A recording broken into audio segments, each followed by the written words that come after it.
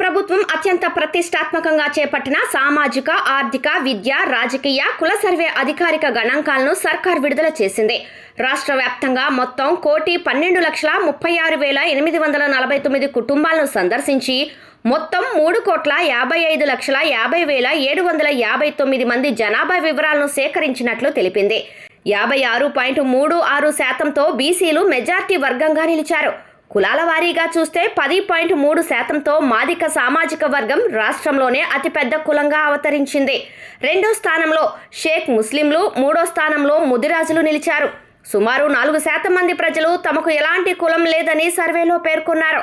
సామాజిక న్యాయం, రిజర్వేషన్ల ఖరారుకు ఈ గణాంకాలు దిక్సూచీలుగా మారనున్నాయని ప్రభుత్వం ప్రకటించింది.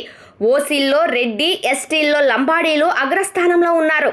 ఓసీ వర్గాల్లో రెడ్డి సామాజిక వర్గం 4.8%తో అగ్రస్థానంలో ఉండగా 1.4%తో కోమటి కులం రెండవ స్థానంలో నిలిచింది. ఎస్టీ వర్గాల్లో లంబాడీలు 6.8%తో అత్యధిక జనాభా కలిగి ఉన్నారు. దేశవ్యాప్తంగా ఇతర రాష్ట్రాలకు ఆదర్శంగా నిలిచేలా అత్యంత పారదర్శకమైన పద్ధతిలో ఈ ప్రక్రియ పూర్తి చేసినట్లు రాష్ట్ర ప్రభుత్వం ప్రకటించింది.